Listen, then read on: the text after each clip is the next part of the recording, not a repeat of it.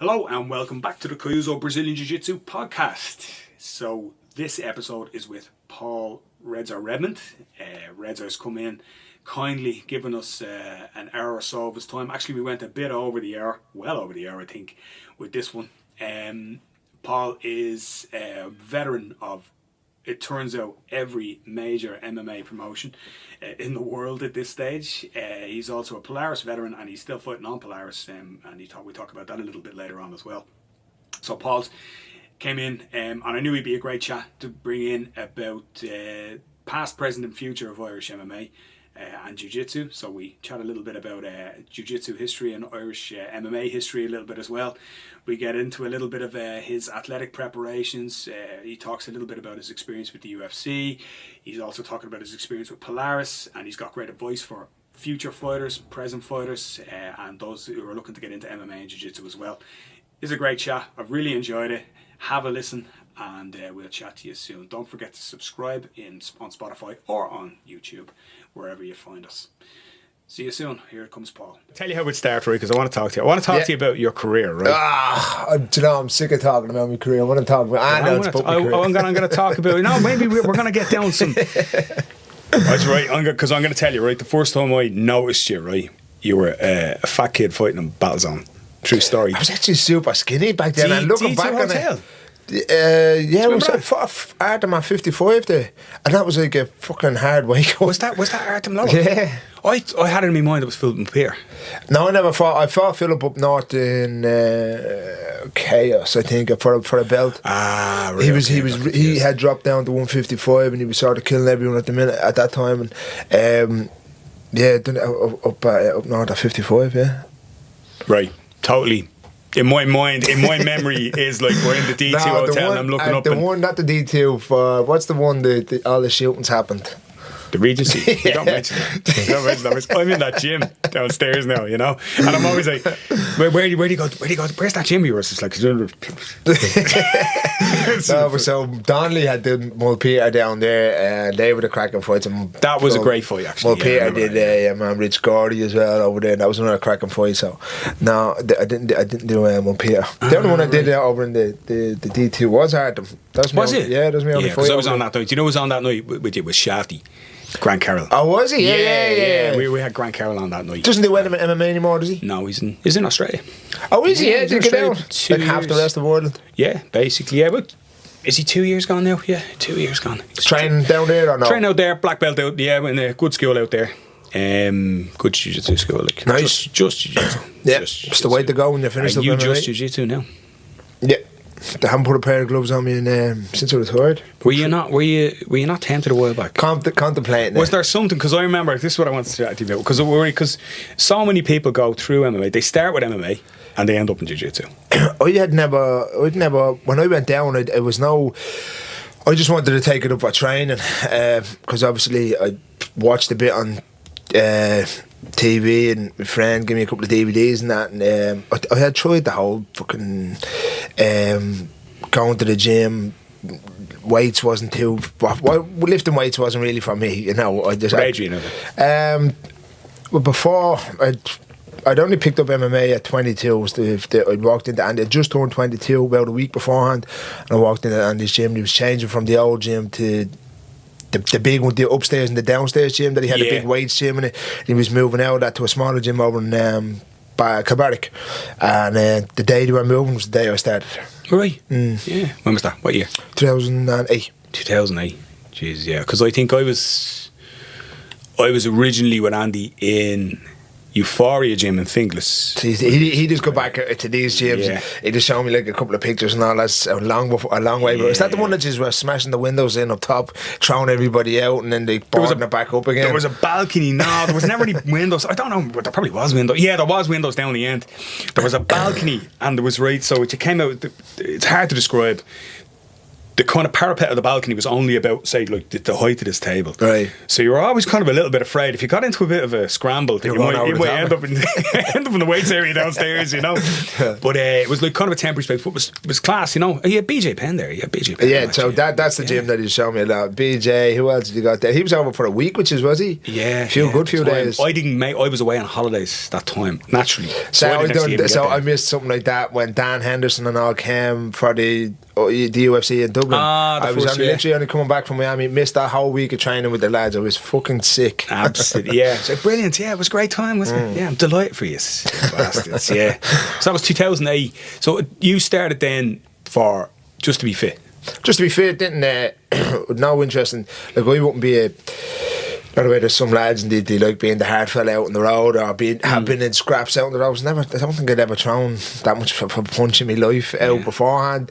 And I just thought all the lads that were doing it on the UFC, on that station Bravo was where I used to watch it, they all were in good nick, and I just wanted to just try something new, like that was different. Turned out then Andy's was literally a stone throw away at my ma's house down. So my man lives in Downmead, so literally just over the train station there. Yeah. Like a 5-minute walk. And, happy days. You know, good reputable gym. And the rest is history. The rest is history, yeah. Yeah, Jesus. Because like when we talk to people about starting, like, right, they're always like, started with MMA. Started with MMA.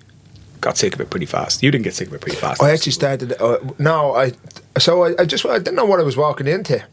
I didn't know if I wanted to throw punches, if I wanted to do the stuff on the ground, if I wanted to. I hadn't a clue. So I just said, look, I just want to go down and just try it, see what the crack is. And the very first day was they were moving the gym, so they had taken up a few load of mats. Is all they had up, and Willie Lyons was taking a strict judo class. I had no gi on me I was just in like regular fucking football shorts or whatever, and the t-shirt. Everyone was in the gi there, and they did an hour and a half of grip fighting. That was it. Sent you home, and I said, "What the fuck am I after walking?" That's it. That's it. Where's that bit I saw on TV? I was sort of asking them at the end. I says, "What the fuck is that we're after been doing?" And it genuinely was an hour and a half of grip fighting and Uchikomi. Just faking a throw, not even finishing the throws and stuff like that. And the lad said, they do all that bleeding mad stuff. The killers will be in tomorrow in the shorts and t-shirt. So I went back then the next day. It was just a no-gi class, and sort of enjoyed that. I think they were showing an armbar at the time, and I said, yeah, so let's give this a go for a while.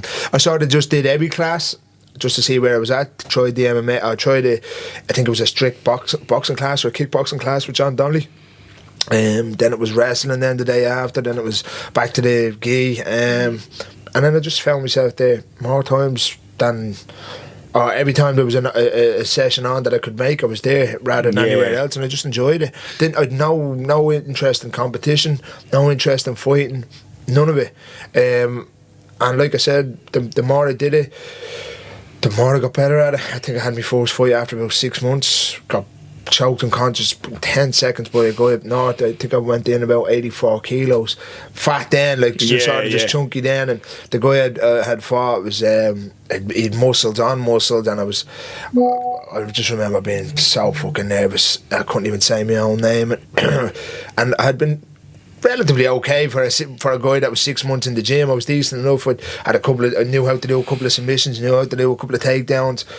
And I just froze. I just panic set in, and it's an experience that if you've not put yourself in that position where I did a podcast there the other day last week, and I asked the guys two Sparks inside strip back podcast there, two Sparks, and I was like, can you pinpoint the most nervous you've ever been in your life? And he says, yeah. So going up onto the stage in the RDS and talking to like a couple of thousand people. I says, yeah, that's sort of.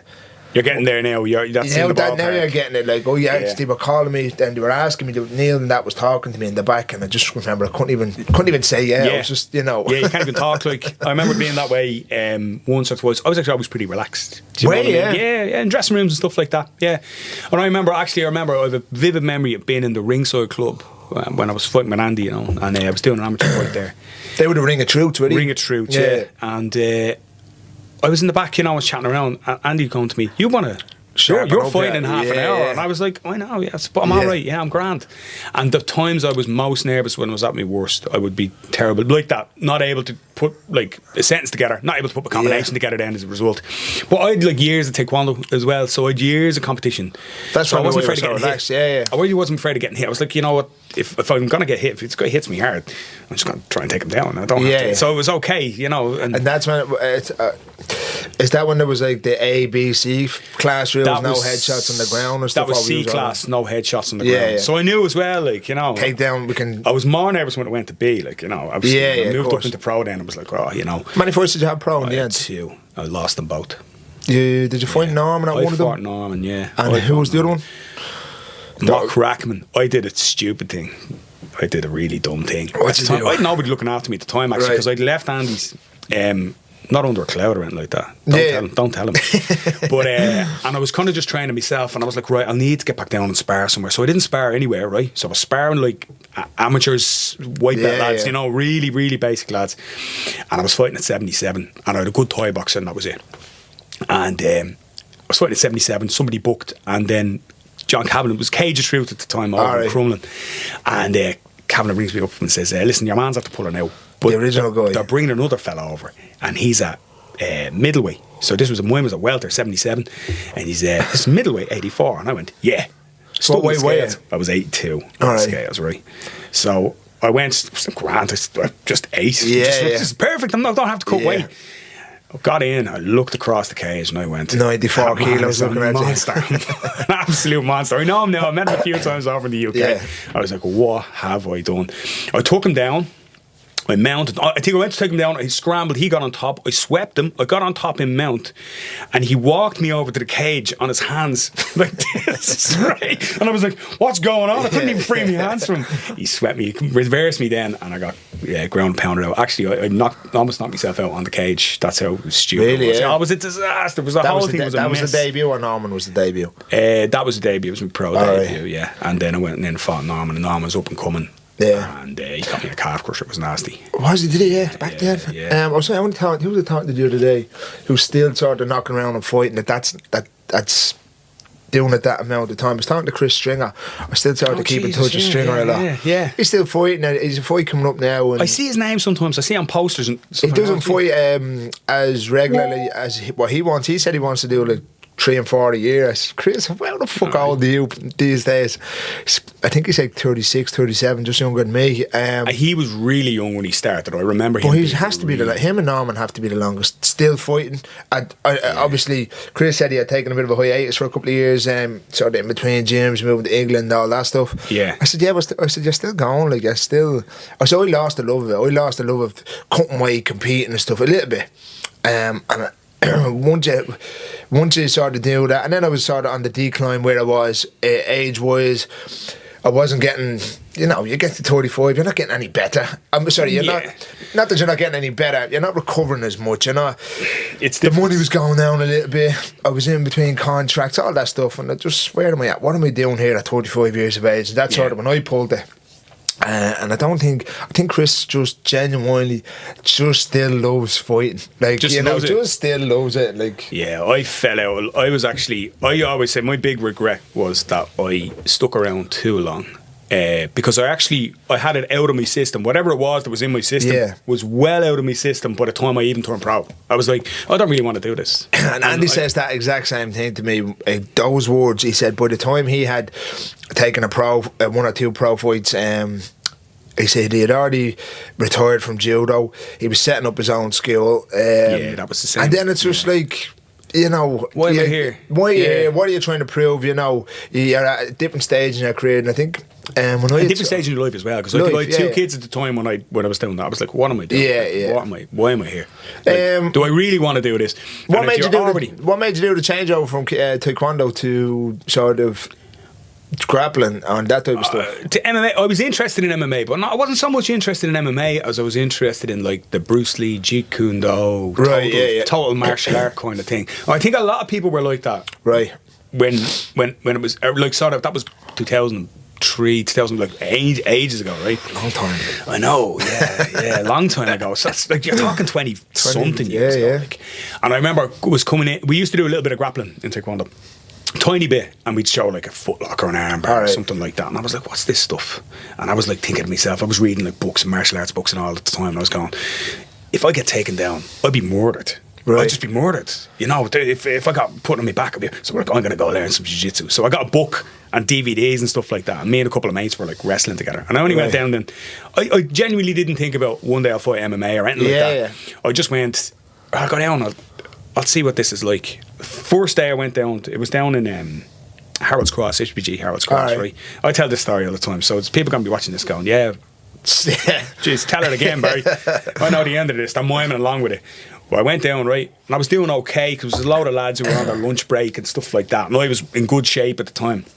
And then this fella walks in. I was a bit tired, a bit knackered, you know. And this fella walks in, bit of a belly on him, takes his shirt and tie off, and I said, I'll go with him next. That'd be great. I got submitted like 15 times in about 5 minutes. Turns out he was a blue belt. Right. First blue belt I'd actually been. Is he still knocking around, or is David Dunk? Do you remember that name? No. I was about to say a bit of a belly, and I'm not calling him a bit of a fat guy, but no. He had Deirdre. There was Deirdre Dunk. She was black belt. All right. Around the East Coast. This was her brother. He was really good. Black belt in jiu-jitsu. Black belt in jiu-jitsu. Yeah, the girl. Deirdre. No, she became a black belt. Oh, right. Sorry. She ended up in East Coast. She was black belt East Coast with Derek Hull. And but he was really good, and I got tapped like left, right, and centre. And I said, "It's always two reactions you can have to that. One is never going back there again. Or second was, what's that? What did he do?" Yeah. And I was like, "I have to go back." And I went back a lot more times there, and actually then I had to take a break for a little while because Andy broke my arm. Did I ever tell you that story? No, but I'm dying to hear that. That's what I always say. Andy goes, no, that never happened. I said, it did. I need that old Andy back in the gym. He's gone soft. He's gone soft, is he? Oh, Jesus Christ. He's doing triathlons. He's not lifting heavy weights anymore. He's not angry in the gym. He doesn't be breaking people up. Oh, man, he broke me up. He's just happy anyway, yeah. Listen, it was great. No, listen, in fairness. What did you do on him? You had to have done something on him. I saw him at the edge of the mast. Do you remember boards.ie? Yeah. Yeah, so I was a loudmouth on boards.ie, right? And Cavan and myself used to kind of ding-dong at it, even though I was going to Cavan's gym, right? Yeah. So we used to kind of ding-dong and scrape off each other a little bit. And at the edge of the mat, I looked over, and John's talking to Andy. And Andy looks over at me, nods at me, and I'm like, who's this fella? Never seen him before. Is this on? Is this around? Is this going? Is on, right? So he comes out, taps on, do you want to roll? I said, yeah. And I'd roll with Dave Roach. You know Dave Roach? Yeah. I was like, man, that fella's savage. He used to be, and he used to be good at footlocks and all that stuff. He was unbelievable. He was the best. Robert Cavan was the best lawyer right now. And but again, I didn't know where I was with John, because you know when you're training with somebody who's so far ahead of you, you don't know whether you're this close, this much ahead of them. It turns out he was like streets ahead of me. And so this was just a student. Dave Roach came in. I was this is just a student of grappling. So and I was like, oh wait a minute, this guy's just like that other fella, just like Cavan. Like, he was brilliant. And then Andy came out, and I was like, right, okay. So went in, tapped me like 3 times, really fast. Amber. And second time, I'm not letting him tap me again. I said, so I got it, and I tried a hitchhiker escape. My arm went like that, and out went this thing, and he went, whoa. He goes, you all right? And I said, yeah, I'm fine. Fine, grand. And he went, all right. And he walked off, and I was there. Didn't even get me an ice pack, you know? So I was all right. So I said, right, no, remember that fella's name anyway. Right? What's his name? I turned around and looked around. His old judo jacket was on the wall. Right, and at the back I was like, right, okay. I think I made a huge mistake there. I think I probably should have tapped a little bit earlier. Yeah, that's would have been when he was in his killing phase. Was absolutely bashing everybody. Yeah, he was unbelievable. He really was. Like, I've high respect for Andy. I've so and when it came time then, after I couldn't get over to the south side anymore, and I said, who am I going to go train with? I was like, I'm going to go train with that guy. Right, So how long were you in Andy's for? I'd say on and off. Like, everybody seems to have done a stint in that gym or the older gym. Like, Roddy would have been under Andy for a bit. I know Chris was down there for a while. Chris Fields. Yeah, that's right. I'd say I did 2 years in Baldoyle in the big gym with the weights upstairs, downstairs. I did that where you had the cage and the boxing ring and everything. I'd say I did at least sort of 18 months, 2 years there, and then full of headbangers, was it? I was never in that gym. I heard it was nuts. It was nuts. It was, but it was great nuts. You know what I mean? It was light. It was good. It was one of those kind of things where I don't think Andy had found his groove yet. About how he was coaching and how he wanted the team to run. Yeah. So everybody, and as well as that, around that time. So after like the McGregor thing, like MMA blew up, and you had loads of people coming from all walks, or whatever. There was only one sort of person who was coming down to fight MMA at that stage, and it was hardcore fans of it. So you only had somebody hardcore or really, really wanted to train. Yeah, I think so, yeah. And Jiu-Jitsu wasn't popular, really. Like, so. No, I think the way it's gone in the last 5 years, even when I was sort of coming through, even McConnell and the Cage Warriors thing back in 2013, it was still underground. That's not 2013, that's 12 years ago. Like, well, the Helix shows so I would have done my first fight. It's either 2012 or 13, and I was in the UFC at 2015. Like, so I was like, that's mental. 10 years ago. More or less 10 years, yeah. It's actually 10 years this month, probably this week. That's crazy. I think we had I have a theory now, right? Yeah. I think it's come full circle. I think I remember Neil Seary talking about it on a radio show or something like that. Or I think he might have said it to Pete Carroll. I think Pete Carroll did a little thing on him. And he said back then, right? So say when Neil was getting into it and you were getting into it. Well, Neil was a lot. Neil was already a really good established pro by the time it only started. Like he was fighting over in the UK. Yeah, I think he was fighting at 61 kilos at the time. Still a little bit. He was still fighting at the wrong way. He had the little blondie head, shaved V into the back, little bull terrier. But that was like, that would have been say from 2006 onwards, maybe that direction, probably, right? So those guys, I think what Neil Seary said at the time, I think he said to Pete Carroll, was that everybody back then was fighting for the love of it, and they were fighting because they had a dream. 100% dream, like so, like all that. And then after the popularity surge, it was all about lads looking for money and Instagram and everything. But I think it's swung back now again. Would you find that? Yeah, would you find that now up in Team Rhino? Like, would you find? I think Andy. I think when I was doing it, like the whole say severe MMA, even Instagram was it was only just that. Instagram was only starting it back then. So like we're getting like hundreds of thousands of followers, getting paid to be on Instagram, getting paid to be on social media. Like I said, people say to me all the time, could you have done this? Could you have done that? Or why didn't you do this? I never did it for. I never did about making. I didn't even ever think of UFC was feasible. It wasn't even part of. I've never even popped into my head of actually fighting in the UFC. All I wanted to do was lose a little bit of weight, pick up a different bit of training. Yeah, that's it. Never thought this would be a career thing. This would be how far I could take it. Never even thought about competition. So I just genuinely did it for the love of it and just to see how far I could take it as a personal thing. And if you do it for that, I think you're going to get the absolute maximum. So what? We never made millions. So what? I've travelled half the world fighting. I know, I can go to lots of different countries, walk straight into the gym and know people over there and have friends out, and that's it. If you can walk out with that, great. I say to a lot of the fighters these days, for me now, like if you're getting into fighting and you're really, professional is the way to go, and you want to get to the UFC and stuff like that. Okay, being a world champion is obviously the number one. It's the best thing in your CV you're ever going to have, right? Yeah. So you want to be a legitimate world champion. I think there's a couple of places you do that. I think Cage Warriors is a legitimate world championship. Well, you could probably say it's a good, solid European championship if that's the case, And PFL is obviously a legitimate world champion. I think the Octagon, again, a huge European championship that draws on a lot of good talent. Will Fleury just won. Yeah. So your high-level European or world championship is top of your list. But if you can retire with the likes of your house paid, magnificent! That's winning the lottery. Like I don't care. And like people look at it as if to say everyone wants to make millions. Everyone wants to be super cushy in life. Don't have to worry about the next paycheck. All that. But if you can walk out of MMA and you've done a full career of it and you're not too broke up with injuries or, with your head and stuff like that and have your house paid, mate, you've won the lotto, like. Yeah, you're not really, I think that's like, it's the dream stuff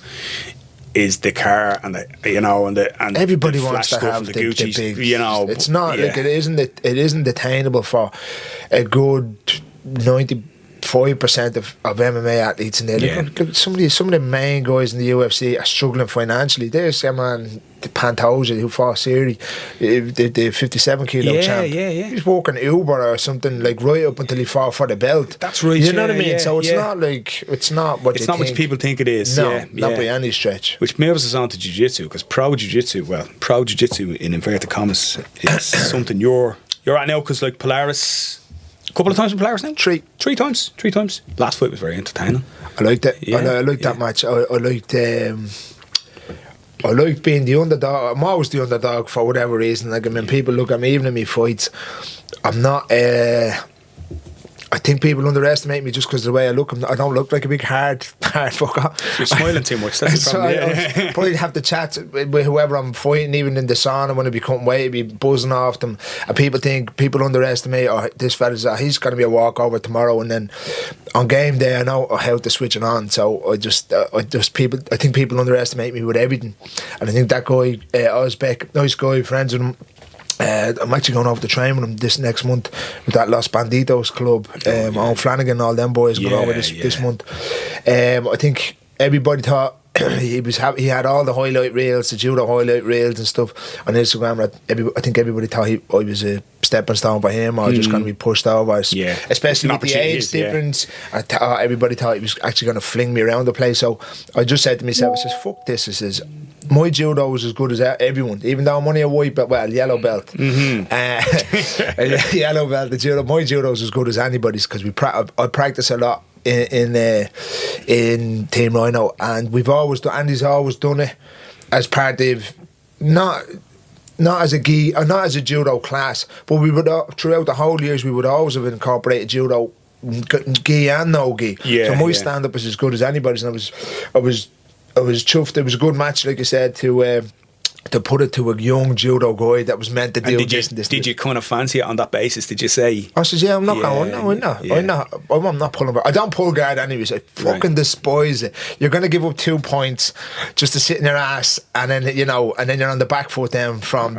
Go easy, will you? Jeez, you know, I just hate pulling guard. Some of us don't like it. I just hate pulling guard. That's just me. I mean, like the likes of any good jiu-jitsu players or whatever, they'll jump guard and go for the sweep straight away. That's the thing. More power to you. Just for me personally, I just don't. I enjoy the whole stand-up wrestling, judo type, even in the no-gi, and I just enjoy it. You enjoy a good wrestle. Yeah, because I was talking to a few lads around that kind of show, and I was chatting away, and they were like, "Oh, Jesus Christ, Red's fight was great. Red's fight was great." So people were actually buzzing off it, because I think it's like people like a good battle at that.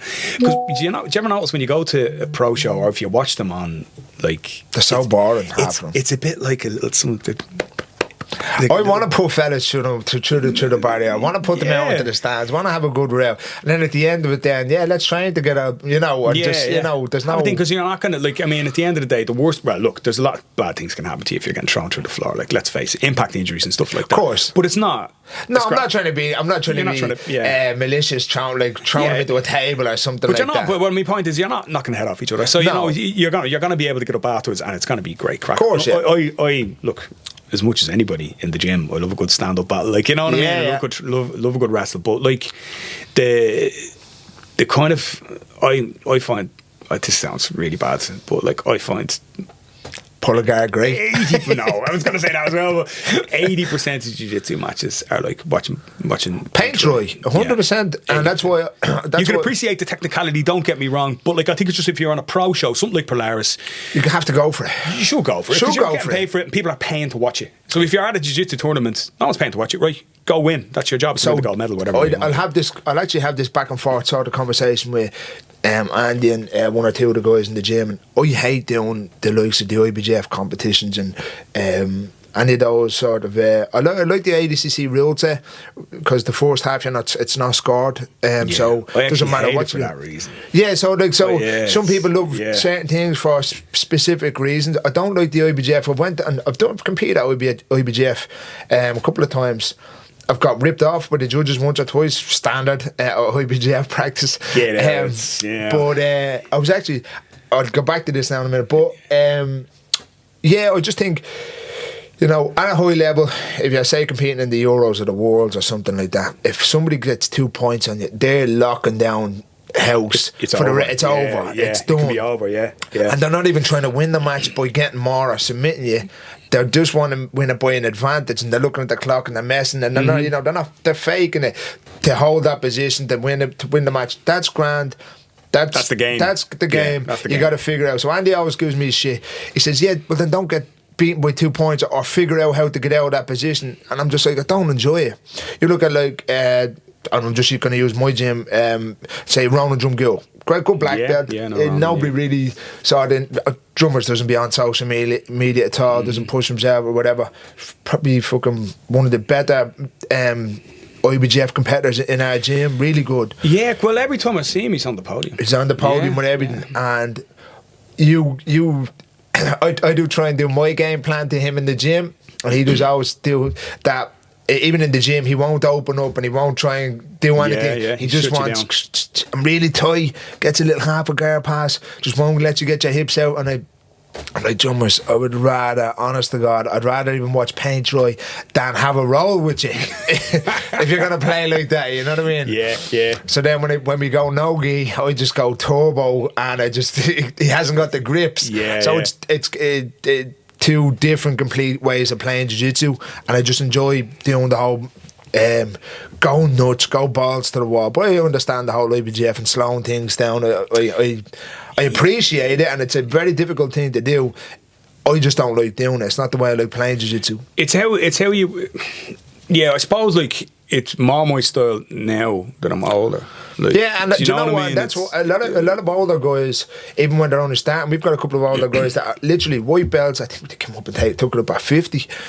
Purple belts now, and they love the gi. Won't touch the no-gi because it's too fast. It's too... You've no grips. You really got to be fit on it. Strangely, people turn around to me all the time and say, I just feel like I'm going to get injured in no-gi. I actually feel like more like I'll get stuck and I get my leg twisted in gi than I would in... Really, yeah? Yeah, than in no-gi. I find no... But again, probably the type of... Because I'm quite experienced as well, I don't get caught in a lot of positions that I used to get caught in. So, like, if my head gets stuck somewhere, I'm like, okay, I'm either going to tap or I'm just going to give this up. Whereas maybe 15 years ago, I would have gone, there's no way this guy's getting this fast. But I just... From a rules point of view, like, I'm a big fan of IBJJF because they're growth, you know. But like, admittedly, it isn't exactly the world's most exciting sport. I don't enjoy watching it, and just. But I don't think any of the other shows, maybe bar say Polaris, where they can just essentially go on like an MMA style scoring thing, you know, a judging scoring thing, and like the Craig Johnson Invitational, which was. But how do you find this sort of coming across? How do you find, or have you looked at the way the Polaris rule set is going now in this year? I haven't seen the new one, the newer update one. I haven't really. I know there is a newer one. So basically, what they're doing is instead of one 10-minute round, it's going to be two 5-minute rounds. So you've got to win the both of them. It's still going to be scored as if. Internally, you're not going to notice the score at the end of it, but it's two 5-minute rounds. You get a break in between rather than one continue. I know you hate that format. Not that I hate. I do hate it. I think if I'm say we're grappling him and on the old syllabus, say 10 minutes. I'm after walking for 5 minutes to get you down, and I'm after getting the takedown, and then it's time for me to go to walk from the top position. Then you've earned that right to play from that position, and I think. The whole cardio thing, who's trained harder, whose technique is better, comes in at 7 and 8 minutes. Whereas two 5-minute rounds, I think people are going to start stalling a little bit. I'll get them in the second round, or I'll do this, or I won't play this. And then I think it comes down to how they're going to game plan it and how they're going to... Are they going to push as much? Because I know... Now you're going to have lads maybe going for bursts in the last 30 seconds, try and get that one takedown, stall and then hit... And I know that's going to give you negative advantages if you are stalling. It'll be interesting to see what way it does play out going forward. I just think that minute break just kills the whole momentum. If somebody's winning or if somebody's trying to push for something. Well, like if you look at most ADCC, I know ADCC, the rules, when you look at the rules and you say no points in the first 5, right? So you look at that and you go, okay, no points for first half. Nobody's really pushing in that first 5 minutes. It's no action. That's what it actually means. So like, there's no great rule. I don't think there's any great rule set. Actually, the best rule set when I look down and I read it, is actually the catch wrestling rules. Have you seen that? No. So Josh Barnett was here in the Yeah, gym, yeah. right? It was great. And Which he was you never told me explaining about, thanks. You have to I watch our social media. If you I missed it. Do you know what happens is I follow you, but you don't follow me. No, you follow me. But you have me muted. I guarantee you have me muted. No. You do. I don't, well, other than 100%. that, yeah, you would have known. Anyway, I thought everybody followed my every word. You called me, what did you call me earlier? The king of Irish Jiu-Jitsu or something like that, was it? No, that's because you have about 8 competitions running. You've got the IBJF, you've got the Emerald Cup, you've got... what else have you got? I've got... The fight before Christmas, remember that? Ah, listen, I'm going to bring that back one day. You watch. But he was explaining to me the rules of catch, and I was like, well, they're the jiu-jitsu rules. So I can't remember exactly, but there's like basically... I don't want to give a crappy variation, but did you remember FILA? Did you ever hear the FILA rules? Yeah, well, no, I know what the FILA grappling rules. They sound very similar. So, like, you get it's a point for a takedown. It's 2 for a upper body takedown, and then 3 for a high amplitude takedown. So a throw is going to score you 3 points. That's like that in the ADCC as well. It's like a mid-tier throw if you just or a takedown. They're just going onto them, but if you get them up on high and slam them, it's a bigger score, is it, or something? I don't know. I probably should know that. Yeah, sorry, go on anyways with the field. But then I think there's a point for a submission attempt as well. I think you score for submission attempts. Yeah, how legitimate and you can finish by a pin. So you can, if you pin their shoulders to the mat and it's 3 seconds, you win. Right. So that's in the US. Now in the UK rules, you have to just get the shoulders on the mat. Doesn't matter how long. So a bit like Ippon, say in judo. So if you flip them, bang, done. Yeah, done, over. I think like 1 pin and then they're done. That I wouldn't like because that's not because then like if someone's really good at and not only that is but like catch wrestling. His thing is he was saying the thing is to avoid bottom position being an advantage at all. So like in a real jiu-jitsu fight, people love it yeah, because there's some people are great at it. I probably wouldn't be bottom position. I'm okay at certain positions, but I haven't got the flexibility these days for bottom position. I think you do need to be flexible on the bottom to work at different guards and stuff. Are you pushing 40 now? Are you when you? I got 18 months, but little more than 18 months to 40. You'll be in knee shield half guard soon, my friends. Along with the rest of us, doing nothing. Not that I was ever the most supple in the fucking gym, anyways. That's one thing I always had to go into my advantage was I was pretty flexible. Like so, even when I had nothing else, I had a little bit of flexibility. But that's gone now. Like, is it? Yeah. Do you find it going in the? I've got a back injury now at the moment. I've got well, not at the moment. I'm going to have it for the rest of my damn life. Fucked, is it? Yeah. So low back. So I have a plate in my neck. Anyway. All right. So I have a disc and a plate in my neck. That's from years ago. That was around the MMA times, And now I went to a physio. Thought I had a hip problem, and he went, "Got some news for you, my friends." Yeah. So degenerative disc. Or something? Yeah, degenerative. So I reckon if my opinion would be. Well, and actually, I think it's borne out in the research is if you have MRI, everybody in the world, once they get to like 35, everybody more or less 35 to 40 years. Knees, everybody's knees start going. I think it's the low back in particular. They say like your low back there, just from sitting. Mostly it's a sitting injury, but it's also a jiu-jitsu injury because we spend so much time compressed like in this situation. Like I find now, like I trained last night. I did like 5 or 6 rounds last night, 5 minute rounds. I did 3 of them with Big Graham Shane, who was 95 kilos, about 24 years of age, really good. And I'm trying to give it to these lads. When I wake up the next morning, I physically can't put on a pair of socks for about 18 minutes. Yeah. I'm like, last you on the end of the sock to me. to me toe. I have to hold my breath, pull it up half the foot, I come back, and then I go back to it again. And I swear to God, I'm not even messing. And then, like, what time are we at there now? About 11 o'clock, half 11. Yeah. Now it's when it only starts freeing up. Yeah. Not that there's a problem there, but in the morning, it is rock solid. It's tight. I'm the same now. So like I was fine. I get into a car a certain way. Like you have a technique for getting into your car. The old ass in first. Like what am I doing? And the other thing was like my missus calls me Optimus Prime sometimes because I'm getting up off the couch and it's like like transforming coming up. But I think like you push a lot on your videos on Instagram because I do watch. Okay. You're not muted. You still lift a lot of weights. Yeah. And not so much super heavyweights. You do the kettlebell stuff, the single leg stuff, the isolating stuff. I do like 3 days a week. I think there's a lot to be said for that for injuries.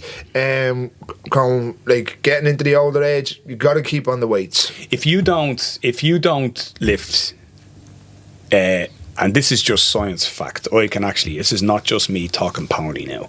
If you're not lifting into your 40s, you're going to lose muscle mass at a rate of knots until you're 50, and it's never coming back. Right. Never coming back. It might come back. It might come back if you use drugs, but it's never going to come back. So you got to keep lifting.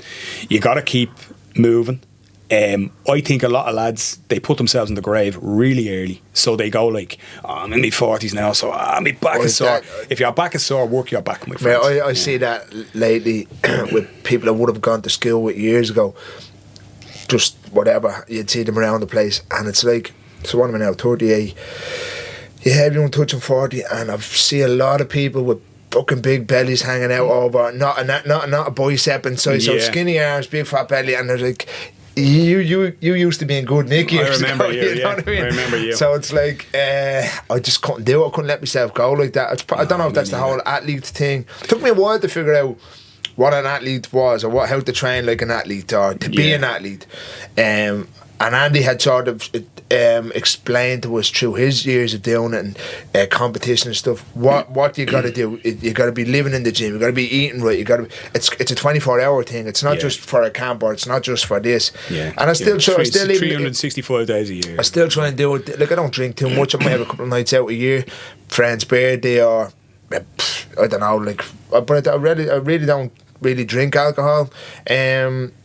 I think if I go out, say if I went out on a night out tonight, takes me a good proper week to get over that, in terms of like, just in terms of like, okay, you're gonna have your major hangover tomorrow. You might have a second day, sort of still feeling groggy the second day after. I'm not right on the match for a good 6-7 days, like really to the point where you were at before you went on the night out, and I do think it takes you that.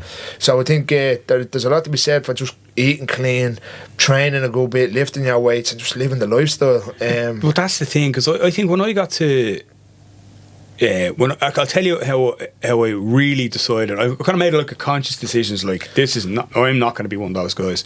When I had the neck surgery, right, I had about 6 weeks off, and I spent the first 2 weeks in a chair. I couldn't really move. You were allowed to walk a little bit, but you have to let it start to fuse. So I sat down, and did you ever, Dave, that channel, Dave? Yeah. And it's all like motor shows. Stuff, yeah. And I'd be watching, going, this is everything on TV is gack. I can't stand, who does this? And then after about 2 weeks, I was sitting down to watch Wheeler Dealers regularly and going, I can't miss Wheeler Dealers.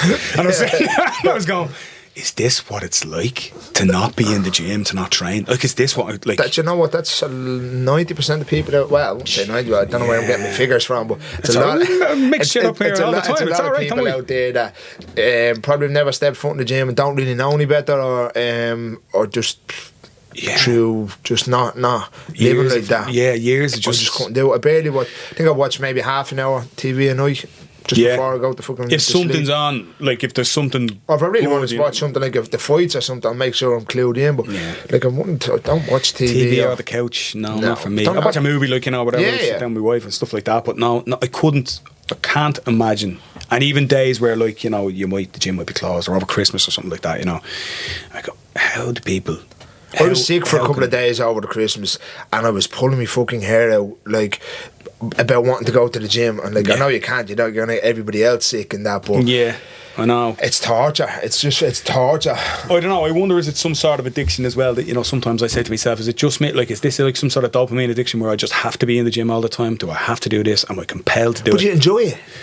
Well, I guess that's the part of it. But then probably there's a lot of crackheads that say, but I enjoy it as well. Bro. Yeah, it's true. But like, if somebody says to me, why are you in the gym all the time? I say, enjoy it. And then the big one, I was talking to, Andy always says it to me all the time, like, when I roll 100% every roll with everybody, and I'm trying to go, I just go turbo. Not that I'm trying to break an arm in submission. I just like a high pace roll. Yeah, like, that's the pace you want to. That's the way I play. Yeah. And Andy was saying, like, why are you going turbo? Like, slow things down, try and work a technique. So I just enjoy it. And I remember being over on Roger Dardis there a while ago, and he was asking me, about how you like with injuries and this stuff. And I said, like, bro, I'm just bollocksed all the time. And he says, yeah, that's because you only have one mode. Like, it's go and off. Yeah. But I just enjoy it. Not that, like I said, not trying to kill everybody, but just pick the rounds that, like the likes of Graham Sheehan, he was probably the biggest in the gym last night. I was like, Graham. I have a name for I call them pigs, you know. All right. You know, I love a pig, you know. So if you look out and you go, so look, so I would say, I'm the pig. I love the hard rounds. Yeah, you know? And especially when the lads were like, what do you, I was underneath such and such a guy, you know. We've ultra heavyweight, Dave, one of the coaches up there, ultra heavyweight black belt, right? You get stung under there, you're staying there, right? That's you for the round, and it's horrible. Yeah. Every bit of pressure is nasty, and you just go, oh, get me out of here. I said, that's when I love it. That's like my favourite part of training. It's like when I got a problem I have to figure out. I'm struggling now, so I need to get out of here. And then when you escape, it's like, no, it's my turn. So I always say, it's like, you know, pig recognised. Is he good off his back though, being that heavy guy? He's got a come up single off the half guard. Oh yeah, nice. And and if he gets you, you're fucked. Yeah, if you're done, you're going over. Yeah, he's got to come up. But like that, if you want to keep him down, you better keep him down. Yeah. But that's, you know, that's what I think. Don't get me wrong, like even if I'm going with some of the smaller guys or some of the amateurs or whatever in the gym, I'm not trying to kill them, but I'll ease off the amount of strength I'm using, but I still like a high pace. I let them get to certain positions to get out to this and that, but I just like rolling fast, because I think you have to think on your feet when you're going that quick, instead of the gi where it slows right down. Somebody takes a grip, I have to break grips, and then he's looking for something else. I do think there's plus and minuses for both gi and no gi, if that's the way you want to train. How often do you train the gi? Twice. I've always done it, even when I was fighting MMA. That's sort of how I ended up getting me black belt. Like a lot of people, I know James Sheen, he's never in the gi. I think him and his two brothers own one gi between them. We were at competition in Amsterdam. We did one of the what's the one where they give you the big, not a belt, Naga. Naga. No, grapple. Grappler's Quest. Nah, I can't remember the full competition. Anyways, it could be a Naga or something. And it was like they did a no-gi and a gi competition. So we said, fuck, we make a weekend out of it and we go over. And so James is in the gi, and he's beating everybody in the gi, and he gets to the finals, and they're calling his name over there, and his brother needed a gi because his was only starting. He was like, "Oh fuck, I'm not doing the finals. Fuck it, I want to win the no gi." So he takes off his gi, fucks it to his brother, wringing wet. The brother puts it on. He goes out. Fucking James goes out, batters everybody no gi. Gets two. I think he ended up getting the bronze because he didn't compete in the gi. 2 medals and 1 gi between them, but. So they barely train in it, but they're legitimate brown belts, you know. So he's got his brown belt, you know what I mean? Did I train with Matthew here? Not too long ago. He was out with the guards. Actually, I didn't actually roll with him. Before we get, so that's right. Yeah. But I didn't actually roll with him. Yeah, they're all big boys, big lumps. James actually the smallest out of the three of them, I think. Is he now? Yeah, because I hadn't seen Graham in a long time. But he's savage. He's going well as well. Going well, but for such big guys, guys that are cut from like Michelangelo's stone, like they've been carved. They're fucking. I've never met a family as injury prone as, and they all lift weights. They all like look the part, and that's they just they're just injury prone. They're always injured. He's missed a lot of fights, hasn't he? For cage Graham, James has missed 2. Now, in fairness, like they're not. They're bad injuries when he gets them. I know he broke his ankle or something. He was in a boot or in a cast for a couple of weeks, and he had a fight signed up, and then he broke his hand punching his brother, but him and his brother try and take the fringe off each other every round, every spar. Because they'd be like the 2 biggest sort of guys that are fighting MMA in the gym, and they just try and take the head off each other every round. Like, that's no way to train. If you're gonna train like that, you gotta be dumb. You gotta be tough. But like Graham has been unfortunate. He's it's not him that's been injured. He's had a couple of pullouts, and I actually think he's the best Shane. He's the most technical, and I'd like to see him just get a couple of fights in and sort of go get a bit of a streak going. See, his problem is he's an English teacher, and he's sort of, it's hard to get his fights in and cut weight and all. He's got to do summer holidays basically. Yeah. Because like if you've momentum's a big thing, isn't it? Huge. Like momentum is a huge thing. In Jiu-Jitsu, in anything, in Jiu-Jitsu, MMA, anything like that. Well, it's like you take a year off MMA, or if you haven't fought in a year, everybody's saying, oh, what way will ring rust affect them, and is that a thing? It is a real thing. It's like, it's competition. Like, because I remember, like, the things, well, to come back to the weights thing, you know, to come back to like strength and conditioning and all, like I like for me, right? I said I had no interest in lifting big numbers in the gym. I still sort of do. I still sort of try and push me squatting. I give myself a good. Well, listen, I'm a bit older than you as well. I have a bit more. What would you call it? A bit more mileage on the clock. Yeah. But like, I push hard. I work really, really hard in the gym. When I go to the gym, if I'm not done in 45 minutes. 45 is what it takes. Yeah, I mill around, right? Yeah. So I'm short breaks, short rests. I look around. Everybody's on their phone. Everything like that. Yeah. I hate it. I'll tell you a funny story. Go. Oh, Jesus Christ. So I'm in this gym, right? Oh, we mentioned it earlier. So there's a fella, right?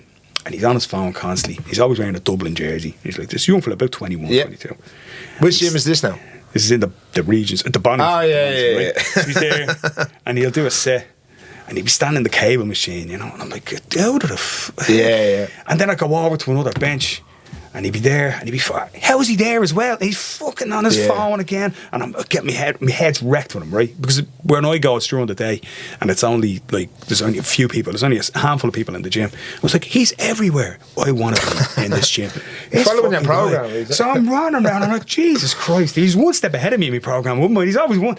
I'm like, fuck's sake. Eventually, I'm like, how is this guy here so much? Eventually, he walks in the gym one day. And then he walks in again. It's fucking twins. I said, no. For fuck's sake. I was only going to take a photo. I was like, no, I'm sick of that. I'm sick of that phone shit. You know, taking them a bench or whatever. I was going to kill 3 young fellas, and I'm not the biggest aggro head out there, but I was actually going to kill 3 young fellas down in Westwood there about 6 months ago. One of them was sitting in the gym about. Now, this guy, not that I'm a big guy or anything, this guy, I think he was about 17 years of age, 18 years of age. Not an arm in him. He's down doing a bit. Grant, no, he's about 40 dumbbells out in front of him, doing like whatever. Yeah. So he's sitting there. I said, look, all the other benches were taken as well. So I said, I'll pull my own weights out. I'll do something further on in my program. I'll come back to whatever. So next of all, he gets up. Oh, sorry, he's about to get up and stuff. And then 3 of his mates walk over, and there's sort of a big lump out of the group. And like I said, only about 17, 18, maybe 19. The big lump starts throwing big weights down. This is my bench, this is my house. And I said, here, get the fuck out of this fucking bench, this fucking wankers. Oh, what's your problem? I'm in that fucking bench next. Oh, well, we're all friends. I said, get the fuck. She said, we're over in that machine there in the last few minutes. Fuck off. They're all looking at me. You know what I mean? See these ears? No, but it's like, come on, like, don't act the ball. Like, say, come in, do your shit and go. Them. I go in and I look. There's one fella walks on the treadmill. He's not bothering me. I'm not going nowhere near the treadmill. But he walks on the treadmill like this. 20 and it shouldn't bother us, but it does. Like, come on, like, get in there. And then there's old fellas, like, you know, lads older than me, like lads in their 50s, and they're getting after it. They're in, like, you know, you can see them getting in. They're out in on their lunch break or whatever. And I'm looking, and I look around, and I say, Jesus Christ, if someone takes that phone off you, you'd be twice the man. I do think that's probably the worst invention that's ever been made is the phones and Instagram and all. And don't get me wrong, I use it and I'm on it, and I hate being on it. I deleted myself off it there for about 3 months last year, and it was great. It was absolutely great. It was like a holiday, was it? I do find. I remember getting to the end of a film there a while ago, and I was chatting to Andy about it, and he was saying, what was the film like? I said, Andy, I got to the end of the film, the credits were rolling, I'd spent that much time on my phone, I could watch it again, it's a brand new film, I couldn't tell you what happened in it. Yeah, it's epoxy, innit? It's just... and we ban phones up here, we've no phones on. You can't come on your phone once you walk in the door. There's 2 reasons to be on your phone. One, there were 2 reasons to have your phone. Selfies at the end is one. Sorry. No, definitely not. That's the part I hate. You know, lads. I'll tell you another one about that. I have done a couple, but it's obviously I was sponsored by the time. You want to, push your stuff. We need to do a little bit for the promotion of the gym. I said, look, there's 2 reasons. One is you're on call from your job and you need to have a phone. Yeah. Second one is your mom's pregnant. Yeah. No, and that's it. Other than that, don't take your phone out. It's an hour. You shouldn't be on it. Exactly. And do you know what? You can see people itching though. You can see them. Yeah. They're getting giddy. Like. But then they do. There was a thing on. It was either BBC One or Channel 4 recently, and they posted it, sort of the highlights of it on Instagram. They took 20 kids out of class in the UK and took their phones off them. So for the first few days, they have the full blown jitters. They're like, oh, I don't know what's going on out there. And I think by like after the first 10 days, they started calm down. It's like, I still see my mates in school. Yeah, that's grand. Nothing else has happened. I don't care about social media and that. And by like week 3, week 4, it was out of the system. So you need like a full blown detox. And by the end of it, they were all saying, "I don't need my phone that much anymore." What the worst one was, a girl came up here a bit pre-COVID. I was going to say 4 or 5 years ago, but it's actually more like 7, 8 years ago maybe. Right. So pre-COVID. She was visiting. Yeah, but you know what? When I say pre-COVID, it could mean like people go, when was COVID? Because like COVID shrank time. I think that's going to be like a before Christ thing. It's like before COVID. BC is like 2020. 2020. Yeah, like fucking you know, during the war we're going to be like that granddaddy of only fools and horses. But this girl came up and she was visiting from another gym. She was, "Can I come and train?" I said, "Yeah, no problem." So she sat down. She came off middle of a round, so she was taking a round off. She took her phone out, took a photo, and I was like, "What's going on here?" I'd never seen that, right? So this was the first time I'd ever seen anybody that Instagrammy, you know, to for want of a better term. And then, it's grand, she did a round. Then she came on, fixed her hair. She did another one. I went, no. And this went over. I said, "Sorry, don't take your phone out." And she was like, huh? She was shocked, appalled. What do you think of... So see this setup you have with the camera on with the it's not a ring light, but it's a square light and a tripod. Yeah. What do you think of tripods and ring lights in the gym? In a commercial gym. In a commercial gym, I would go over and kick them over. So Andy says that. Andy said the same as well. I was in like one of those a while ago, about a year ago. Now I've seen. Look, I've done a couple of videos, but I'll have me runner. I'll whack it in. I put somewhere really discreet. Do my own, my own stuff, and then that's it. I just leave it alone, walk away. Well, look, a little part of it is you have to be a little bit out there. So, for example, like I'm a jiu-jitsu coach, your stuff, and we talked about it before the cameras come on. You have to have some social media presence if you're an athlete these days. If you're a gym owner, and you got to push what you preach, basically. You know, you're all about jiu-jitsu, healthy.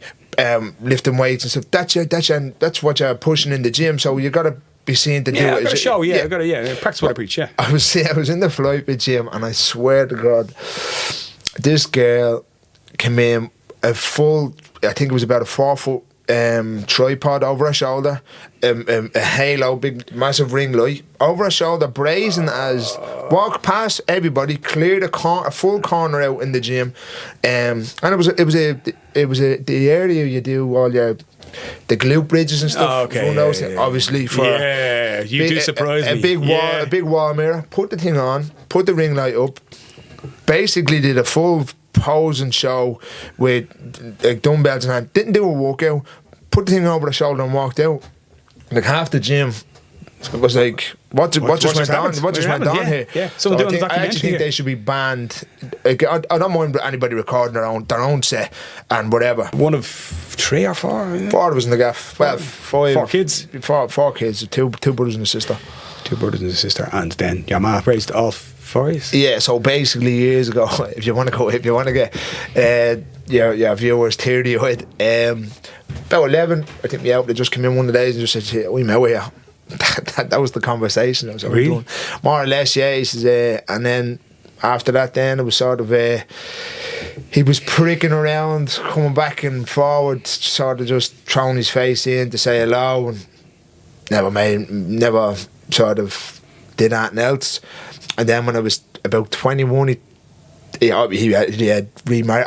He wanted to get remarried at this time or whatever. I think he tried to take the house and that off me, man. Right. So the judge says, get the fuck out of this bleeding place. Yeah. That's the house that belongs to that's the family home. Yeah. That's And like the reason I ask, right, because I don't want to bring up the old dredge up the past, right? Like that's how it was to me. Do you ever think that like by going to like I was raised all women in my house, me and my dad. Now, but my dad worked all the time. Yeah, so of course, I saw my dad like my dad was a working man, supporting the rest of us.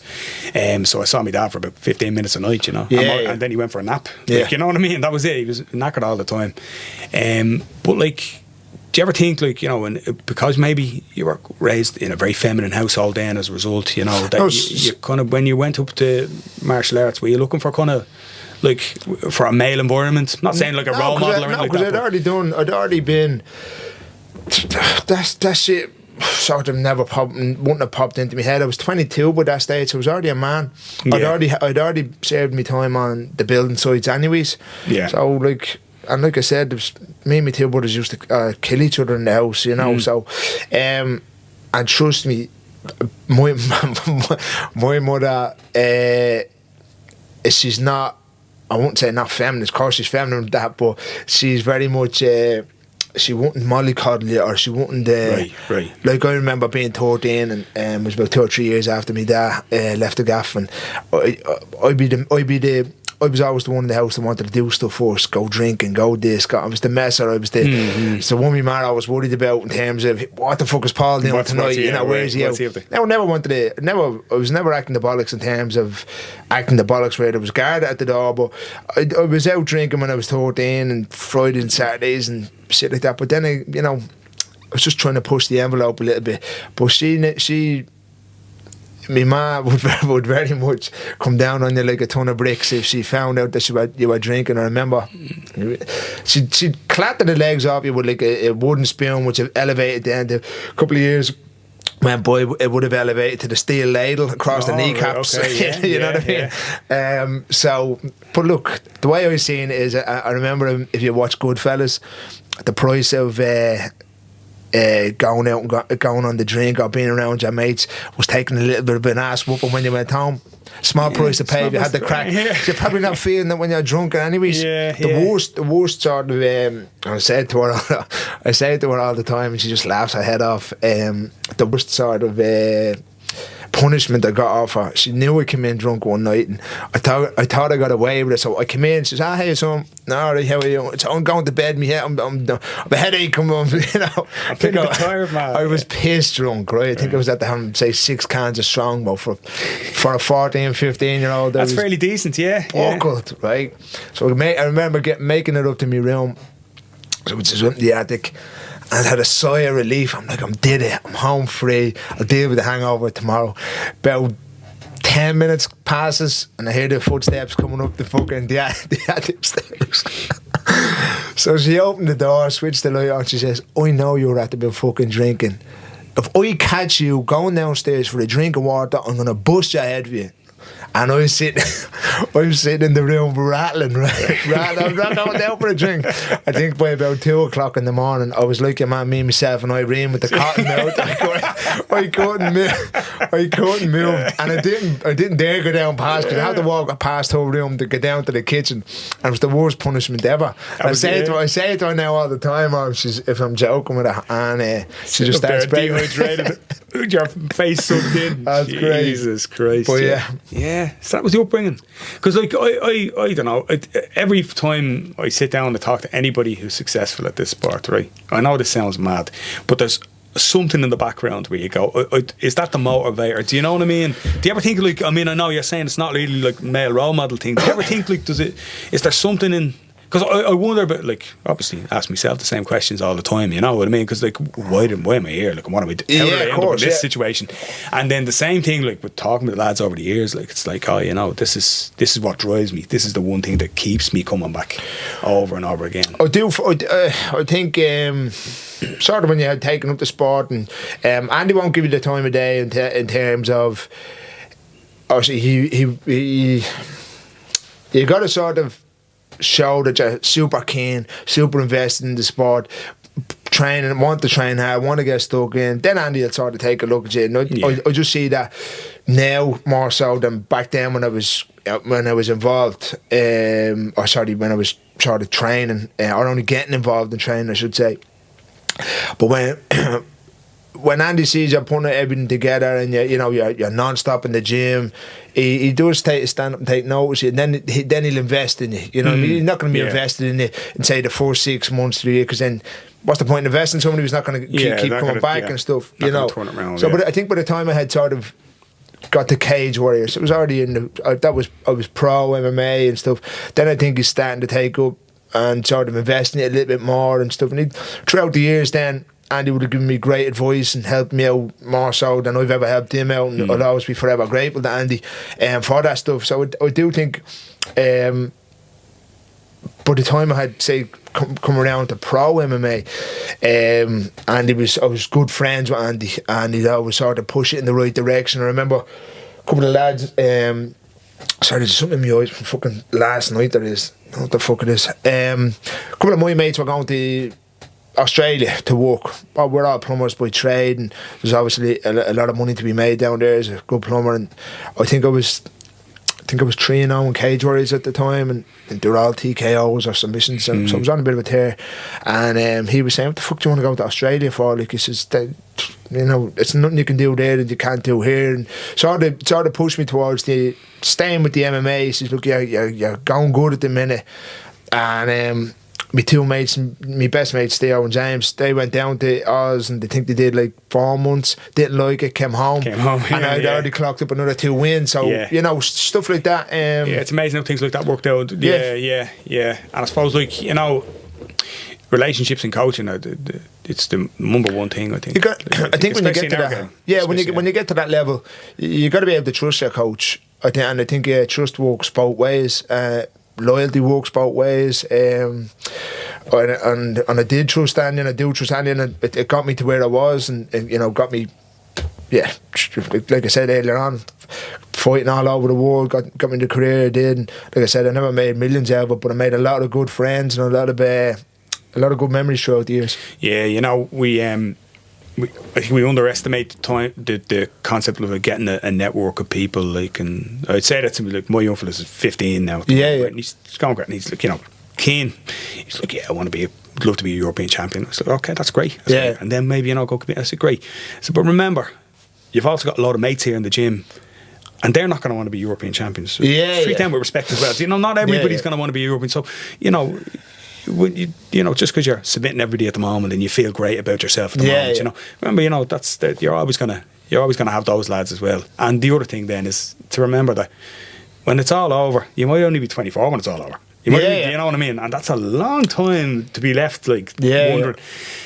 You'll have got like a network of people all around the world. You're going to travel anywhere in the world and walk into a gym and have 30 new mates. 100% in one day. You know, but not only amazing, that, I do think, and I've criticised social media and using the Instagram before. That's just from me being the amount of the amount of times I go on my phone throughout the day. It's unnecessary if I'm looking at the phone. But I do think it is a great thing in terms of, I've been to a good couple of gyms, training TriStar a bit, training American Top Team a bit, still keeping contact with guys that way. All guys in the UK, the guys that I have fought before. There's Damien Brown down in Australia, still tweet and text him the odd time and stuff like. So I do think it's great that way. And like I said, it's a good network to build up. And you get to bully me online as well, you know? So you do get that out of it. Like, I mean, you get your licks in, Barry. You get your licks in. I make sure every now and then there's an opportunity. Yeah. But like, I know, like, we can talk about the really bad, which is like you say, people setting up their own tripods in the gym and stuff like that as well. But there's massive benefits to it. Like, even like doing this. Like, of course. I mean? You know, I always like, I try to. I try to be myself, like, wherever I'm. Like, so I don't really curate what I do. Do you know what I mean? Like, so I don't like look, and I don't say like, oh, I better put this out and I better put that out. I don't think about that at all. I always put my own. I'm an unusual type of person. I know that. I have a strange sense of humour, and like, you know, I think that's why we love each other. I think that could be it. But I think like, so I don't change anything about myself, but I definitely try to be really positive. So every now and again, do you know what I'd hate to be? I'd hate to be the sort of guy who comments on things. You know, somebody should. Not boards, though. You know. No, forget about boards, though. No, I know where you're at. Do you know what I mean? I just make a conscious decision to go, no, don't get involved in that. That's what I'm saying. So even like that girl that came in with a ring light or whatever, and was in the gym, I'm not going to fucking say that to her in the gym. I'm not going to be a dickhead and, oh, get that out of here, do your thing, go on, do your thing. But not for me, and I don't like seeing it, I don't like seeing it happen or whatever. But then again, I do a variation of it by recording maybe my own set of squats in the gym or whatever. Now I do it very discreetly. I might put it in my runner and off to the side or whatever, so it's not as brash. But at the end of the day, I'm still sort of doing the same thing. Yeah, so you kind of are in the same spectrum of behaviour. Like, you know, there's none of us can really complain about, I suppose. Like, but like, I don't know. I just think I just try to be myself when I'm online anyway, Yeah, right? yeah. But like you were saying earlier, like probably some of you, right? So if you list off your list of achievements here, just to big your head up a little bit, like you've been through like every major promotion in the world, bar. Are you missing any? PFL. I was too late. You were too late for PFL. That's it. Probably Octagon. Octagon too, probably yeah. too late for that as well. So I did the Bama, Bellator, Cage Warriors, KSW, and the UFC. And the UFC, of course, yeah. So five good sets of gloves there. So and then like throw in Polaris then as obviously a Jiu-Jitsu type. Yeah. Good. Plus like other experience as well over the years, like submitting somebody with the spice bag. Yeah. I invented that in the gym myself. Did you? Yeah. So for anybody that doesn't know, I think you were just doing a bit of training with us one of the days. I think so. That was like my second stint down the run. It was down in Were you down with us for a bit that time? Yeah, that was over in Baldoyle. Baldoyle. So I was coming down the lunch times. You were probably off working like at that stage. Or something. But I used to go down. I'd say I was down. I'd say again, looking for about a year. Yeah, man. I used to bring a couple. I think Roger used to come down the off. Yes, right. Yeah, he was on comp in New York that time. Yeah, I showed you. Nice little variation of an arm lock. Inverted an arm lock from bottom, which I think I submitted Keith Kavanagh with in. Was it Balzone? Could have been Balzone, I think it was, yeah. And I never gave me the credit. Why would I? Got no fucking credit for it. Nobody gives me credit for anything. I wouldn't mind, right? I think Peter Carroll said to me at the end, what the fuck was that? And I said, he's like, you got a name, and it's just the spice bag tapping to your head, right? But I remember being online on Instagram or something about a year, maybe 2 years later. I think Keith Kavanagh had sent it to me, or I had seen it somewhere, and it was like 10th Planet. We're calling it the spice bag in Canada. Jesus, it spreads, and I still got no credit. I assume maybe it's the royalties from that or anything like that. What's it? Dean Lister showed me that. It's cool. It is a cool submission, yeah. and I have shown it in the gym before, and still not a lot of people use it. You get it everybody once with it, and then the moment they feel that tuck under the arm, they panic. I use it like, or I do it the way I set up Haragoshi. I'm so relaxed even when I don't touch the arm. Right, yeah. The second my hand goes on the arm, everything goes on 100%. The leg comes over, that comes on, and it's all at once. Yeah. If you sit into that, if you take that arm, they can actually hitchhike her out pretty easy, and they can run out if you haven't got that leg over the top. Anybody online, what is the submission called? Is it? It's a key lock across your arm. I think I heard a name for it. It's got a name in judo, and I can't remember it now. So it's like katakatami, I suppose, in judo, but like you're coming from north south, tucking the elbow under, and you're lying basically beside them before throwing the leg over. I'll put a video up or something on it after, maybe I'll link a video to or something like that. I set it up I come from north south choke, and when they start north south choke, and then I catch you here, and like that, I just have to jump. If you don't jump, if they've seen it before, you're not going to get it. I do set up that same way.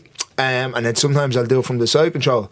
So if somebody's in bottom and side control and they're, say, framing. Yeah. And then you ever see that one where they frame with the outside hand, the guys on this side, they'll put the bottom hand through, run around for the dart. Yeah. So the second they call it the ghost escape or something. Is that what it is? Yeah, I think some people so call as soon as I feel that bottom hand coming through across the belly, just back step, and the arm is already there, bump straight into it. So it's just a different way of setting it up. Nice, yeah. This is really hard to explain visually on the thing. Well, here, I have a question out of that, though. Yeah. So we just came up there, you're saying 100% coke. This is something I've come up with now in the last... Nothing to come up with, but I've been talking to people about in the last 6-8 weeks over here in the gym.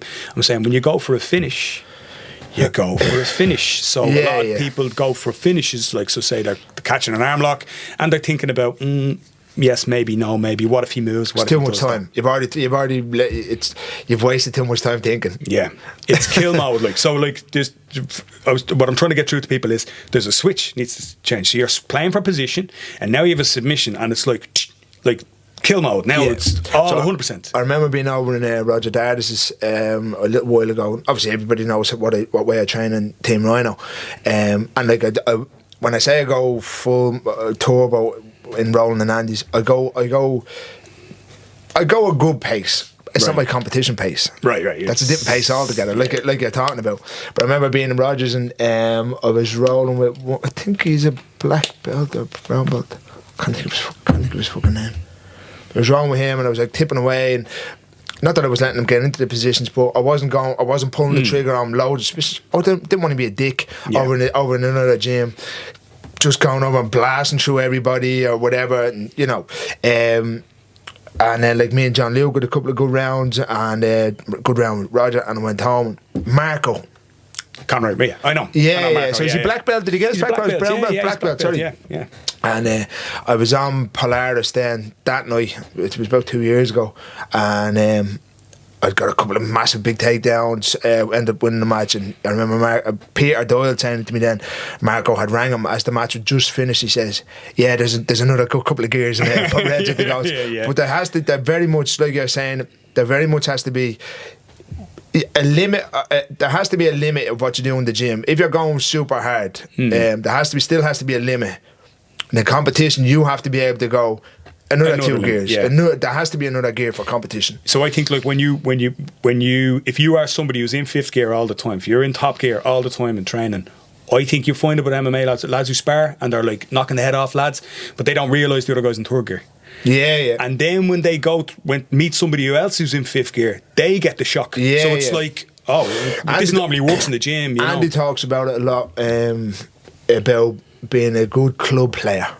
And there is guys that'll be in the gym and absolutely magic and probably the best guy in the gym. So for me, when I was sort of fighting and stuff, I was never the best guy in the gym. I was probably mid-tier. Give the lads good spars. Everyone knew they were going to get a fucking hard round or or whatever. But on fight night, you'd nearly have to kill me to get out of there. There'd be another level for game night, and then I wouldn't say I'm tough enough or whatever, but I'm tough enough on fight night that you are gonna have to fucking throw the kitchen sink and everything else at me to get me out of there. As lads, some lads are magic, have all the talent in the world, and they see the big crowd and the lights, and they just can't get it together. They can't because they're I think not saying gym bullies necessarily, but like used to bullying they're people giving you in the the gym, best they possibly can in the gym. Yeah. And then on fight night, they can't handle the pressure. They go to shit. Maybe the big audience, maybe the big, the occasion. They might have 50 family members or friends in the gym. I used to never tell anybody I was fighting. I remember my sister ringing me before, and she was like, "Are you fighting this next weekend?" I was like, "No." She said, "I could have sworn I was seeing somewhere online that you're fighting." It's a fugazi, don't worry about it, it's fake. And I went down and fought. She said, "You're a bastard, you never fucking," I would have went, and I used to never tell anybody. And then if anybody did know I was fighting, when it got to the point where it'd be advertised that I was fighting, people would ask me for tickets. Fuck off away from me. That's the last thing I want to do, is worry about tickets for you. Have you alright for this seat? Is this person sitting with you? Yeah, get away from me. I remember that was the worst part. I don't know, is it the same? It probably still is the same. I know there's so few MMA shows now anyway in Ireland. But it used to be like you were like Ticketmaster. You weren't a fighter. I never did it. I've never did it. Yeah. Andy used to do some when I got to the point where it was like BAM and Cage Warriors and anything like that in the gym. He would get 100 tickets to the gym. You want to buy them? It was like a shop. You'd come in, pay the money there, and then if not, you weren't getting the tickets. And I never. I keep it away from the fighters. Just keep it away from the fighters. Really some fighters do it. Something's a way of making money for lads. Yeah, I know lads get ticket deals, five or maybe a ticket, and then might go back to them. And if they're amateur, that's great. Technically, they're getting paid to fight, or they're getting something back. You're getting your diesel money basically to get there. I don't know. I never liked that aspect of it, to be honest. And that was I was really uncomfortable with that when I was running MMA shows. Was like trying to have the lads to do it. I mean, like some people want everybody there when they're fighting and to support them, and that's grand. It's probably how they get through the fighting, or whatever. For me, I didn't do it. I never did it to say, "Oh, look at me," to all my friends and family. I just did it for me. For me, having more people out there would be a hindrance. I would be thinking about it. So I just never used that. If you were there and you bought your own ticket and never told me about it, more power to you. I wasn't going helping you out with tickets. Yeah, that's fair enough. Yeah. I mean, I always felt like an extra pressure.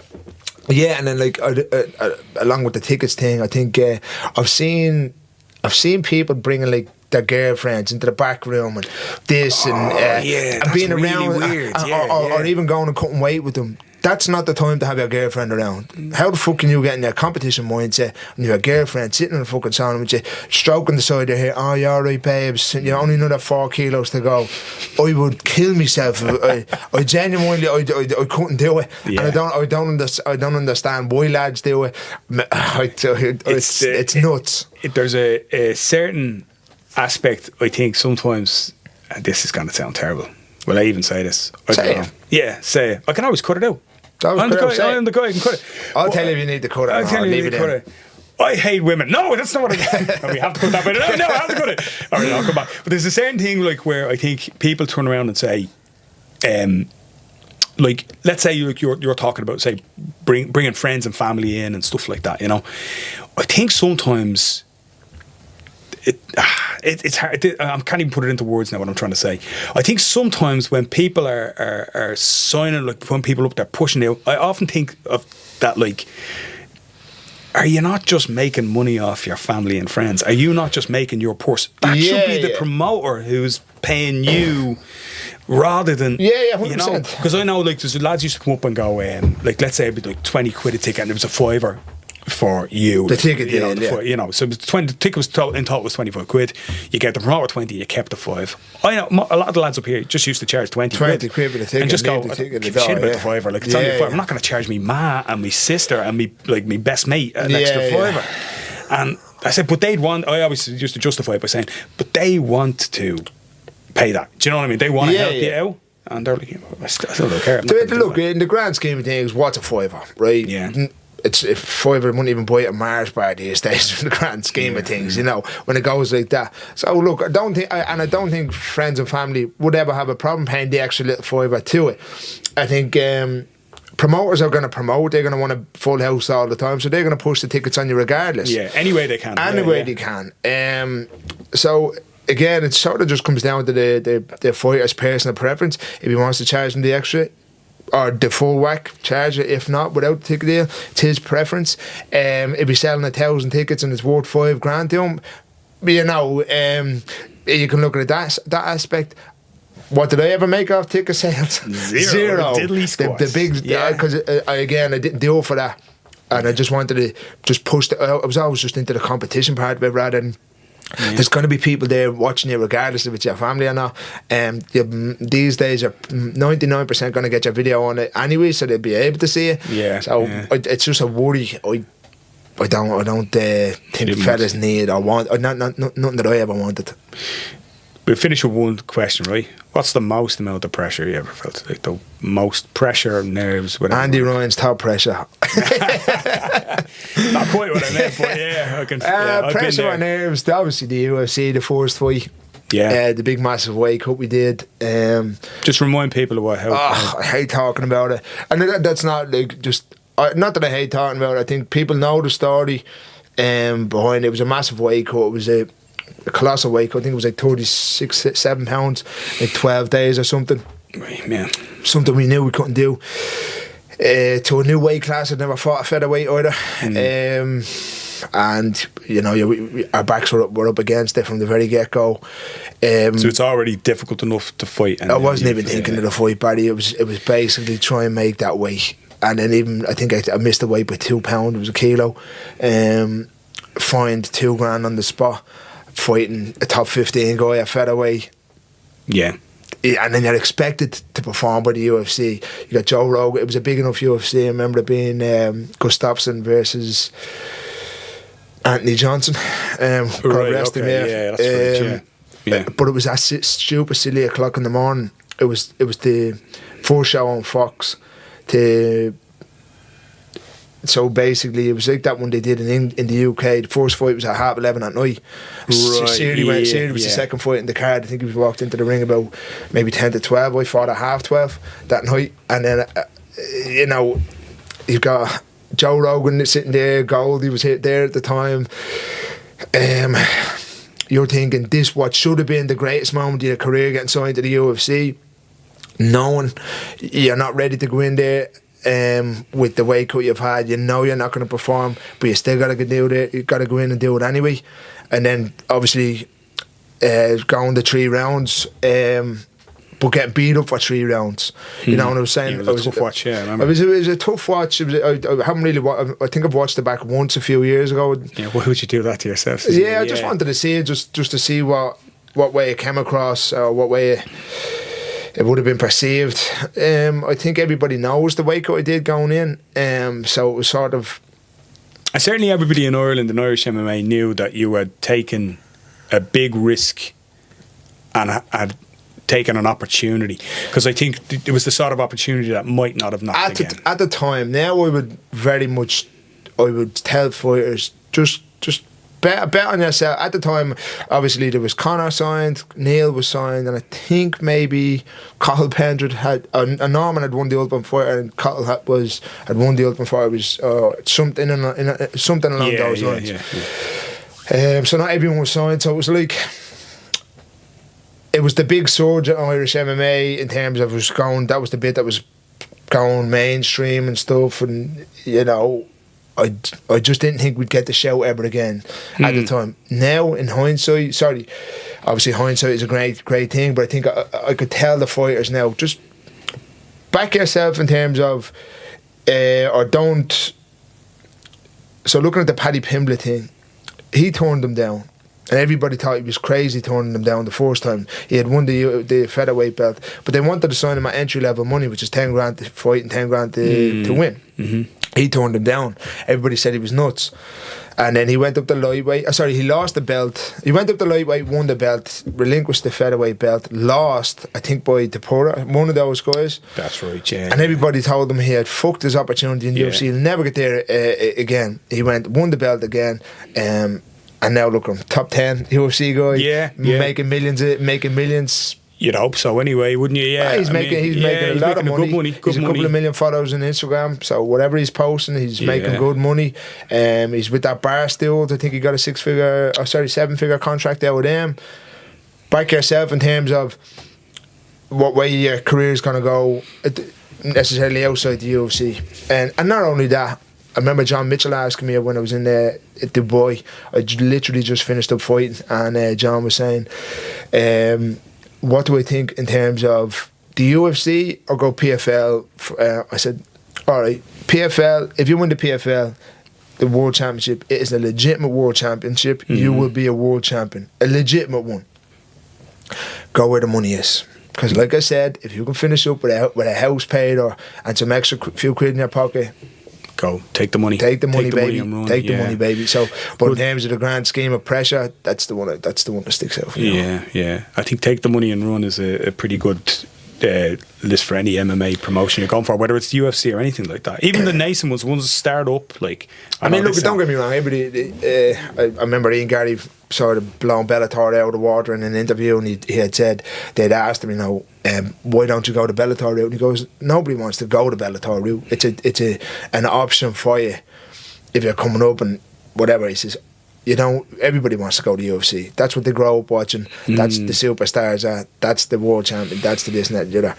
And I remember the man, I can't think of his name, in the back room from Bellator. I said, who the fuck's this kid? Where's he going to be in 5 years? Well, Bellator just shut down the other day. And Ian Gary's top 10. Going, top 10, top 5 UFC. Possibly a future champion there as well. Yeah, back yourself, baby. Yeah, why not? Because this is what I was saying about the when a promotion starts, if you want, like, listen, this guy, I've seen the inside, I've seen the two sides of it, and I haven't been involved in MMA in a long time, you know. But I used to say, people say, what any advice for like up and coming MMA fighters? When I was commentating and stuff like that, and coaching, any advice? And I say, well, don't leave the building until you got paid. That's like my great advice. Great and everybody looks at me like, what? It's like, get your envelope before you leave. That's the only advice I can give. I said, because you know what? There's so many places out there. They're giving you they're shorting your money. They're doing this.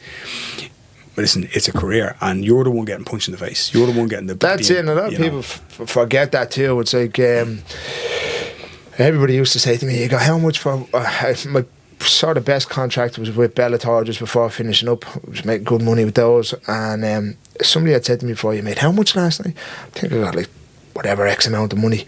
I said, "I got that," and they're like, "For one night's work."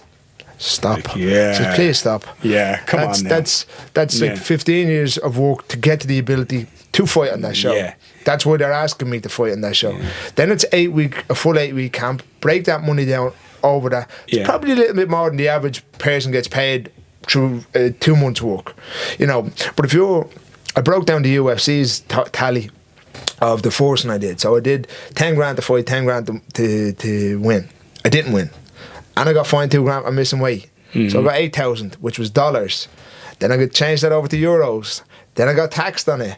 Then I paid my management fees. Then I paid my gym fees. I think for my first fight in the UFC, I probably made about maybe 1,800 quid. Wow. You know, so that's the bit that people don't realise. Yeah, take the money and run when you got it, wherever it is. Yeah, 100%. Yeah. Well, listen, we'll finish up on that miserable story about you. Getting broke by Mirsad Bektic. Where's he now, actually? Retired. He's retired. Yeah, retired. I think he had about... I think he was like a 15-0 or something when he was fighting me. Yeah, and then he was the new prospect. Who did he lose to? And Allen beat him. Yes. I think he had, and then after that, I think he had 2 more losses. So I reckon he was getting cut from the UFC, and a lot of lads just tend to just pull the plug after that. Yeah, where are you going after that, really? Yeah, like, you know? I think the reason why I sort of kept at it, I said it to Andy, it's I'm fucking done after that. What's the point? I'm not even going back to the UFC. And he says, you're only 29 or something, 28. He said, I was like, from walking into Andy's to the UFC, I think I got there in like 6.5 years, or you know. That's amazing. So it's good. Like I said, I threw the kitchen sink, and I just like being, and I competed quite regularly all the time. Even when I was just gone pro, I think I had 7 fights in 1 year. So I was like, I was quite active, and that was the only reason, because I was still sort of young, and I still had young enough in terms of career mode. I had a few years left in me, and that's how we sort of gathered up a couple of more pairs of gloves between BAM, KSW, and Bellator. Like, yeah, because it's a great thing. And do you still hold the toe hold record in the history of the world? Yeah, I know what, I actually don't know. I know Dean Lister has 2 in the UFC. Michael Venom Page has 1 in Bellator. And I can't. I've got 3 in Cage Warriors and 1 amateur. We won't count the amateur. I've got three toe holds at professional level in a good organisation. I can't find any, and I've tried to look for it a little bit. I don't know who would have a verification on that. I've asked Cage Warriors and they couldn't find anyone either. Do you know if you go... You'll find someone on Twitter, I bet, who's some MMA nerd. And I have put it up, and then they what's that guy? Kaposi? Did you ever follow him? I bet he's got some. He's got some good videos on his Twitter page. He's great stuff. That's a great follow. But I wonder. I'm no doubt there's loads of stuff in the old shoot wrestling, but half of them are fake. So half of them are more. Yeah, and Ken Shamrock, I think, has 1, and he's got a lot of straight footlocks, but I can't find anyone with more than 2. Well, let's call it your record then. It's officially on the board. Paul Redmond, 3 toe holds, most amount of professional toe hold finishes in a decent organisation. Well, I don't know. I mean, who knows? I'd say probably that record would stand for a long time anyway. Yeah, I remember when I was trying to find it out, I remember seeing on some website, or it was like a board, but it's not. It's just some place for commenting. And it was this randomer from America had said, like, this guy Paul Redmond has 3 toe holds in the Cage Warriors, and it was specifically about toe holds, and I couldn't see anybody talking about anyone with more than 1. Well, listen, if you retired on that note, I think that's all right. Tired of that now. And then, like I said, the only person to fight with in all them organisations, the only Irish guy. That's the other one. Oh yeah, I meant to say that as well. The only Irish guy. And actually at the time, I think you put that up. Someone put it up on Twitter, and I went, "What about Norman Park?" Never done Bellator. Never did Bellator. So they're all like, if you do them all, they're all missing just that one. Yeah, so Norman's missing Bellator, but he's doing his Polish stuff over there at the minute. Yeah. Are you actually gone to GFL? At light heavyweight. Did he get drafted? Did he get the draft though? Did he get that thing? Because I know some people missed out, didn't they? I'm not sure what way that works. It was weird because John McColgan missed out. So John McColgan was in. I don't. So apparently they put together a bit like the NFL or They put together like a big pool of prospects, and then these teams draft you. Like, so number 1 pick would be someone savage, someone with a very good record. Then you have number 2s, number 3s, whatever. All sorts of weird names in it. Paige Van Zandt was in there. So was what's the Kendall fella who was out with Paige Van Zandt at the time? Remember? Oh yeah. I know the fella. You know what we're on about. Anyway, they were all in it. I was looking. I was like, "What is going on here? What is this?" But they were like, "Not huge money behind it." And then basically got picked. And then it's all. Who knows? Who knows? Is anyone back in it? Will it ever happen? Everyone said, everyone's talking about that on will it go live, will it go big, who the fuck, nobody knows who's behind it, like even the big players in who sort of tend to know these things, it's all sort of quite secretive. Is it just a fugazi? But Norman's in there, hopefully Norman gets a fight out of it anyway. And I like Norman, he's a madman, he's nuts, he is nuts. Yeah, I like Norman, he's always kind words to say about him now. Yeah, listen, we'll finish up, because you're boring the whole off me now, so... Sorry, Baz. Listen, thanks very much for coming in. 100%, much appreciated. And Polaris soon, is it? No, it was meant to be on February the 8th card. I was talking to the head guys over the Christmas, and I hadn't heard anything from. They said, "Yeah, no, we'll get you back on," and they hadn't heard anything from with regards weights or opponent. I texted them back, and they were going to match me against Shane Curtis, a good guy from the UK. He's actually matched now on that show, so they're going to use me in June. So hopefully we're back on with them in June. That'd be great. Got a decent enough record. Yeah, like I said. I'll show you something that you can rip off and not give me any credit for. It'd be great. It'd be super.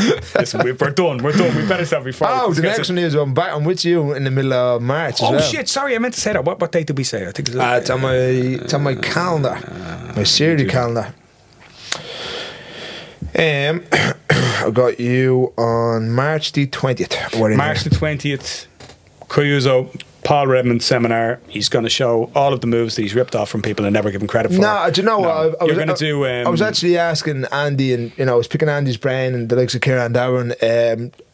Obviously, you can try show crazy and intricate technical stuff. For me, I'm not an intricate technical type of guy. I'm going to show one or two things that what really works for me. It's a big Haragoshi throw. I catch everybody with it. There's a couple of different setups I do with it. A couple of variations, or a couple of setups for the takedowns, and maybe one or two footlocks. That's it. And I think, like I said to Kieran Davon, and for me, some of the best seminars I've did. Andy had Braulio. Technically, the best seminar I've ever witnessed is Braulio's. Right. Amazing to see that's the level of jiu-jitsu that is out there. Yeah, it's available to you. I can't do it. Yeah, I'm not flexible enough. I get bored of doing 8 things to get maybe a sweep. So he was like, loop this to get your hand here, to put your hand here, to put the foot there, to do this. I need to get the sweep out of him. And again, it's unbelievable to watch. Not from me. Yeah. One of the best seminars I've attended and still used to this day is a guy called Arthur Ruff, and he got him over. He's part of the Cards and Gracie guy. Yeah. And he came over here, a heavy enough fella, doesn't go too intricate with it. Showed one or two really, really nice submissions, like that one you showed me. There's not a lot of steps in it. 1, 2, boom, submissions on, and I really like it. And you can use it like straight away. Yeah. But like some of the best seminars I've done is like don't hold an armbar this way, hold it that way. Change the whole dynamic of it, and that's the best sort of stuff I picked up. So I'm going to use that. They're my favourite types. I'm going to use that and going forward. So it's one or two little ways I've set up the big Haragoshi, the big takedown, and the footlocks. Done. I think if everybody can do something, take up something from it, I'll be happy. That sounds great. Don't miss it. I've forgotten the date already. March 20th? March 20th. All right. March 20th. We'll see you back here. Yeah. All right. Nice one. Thanks very much for coming. Thanks, Baz. Much appreciated. See you soon.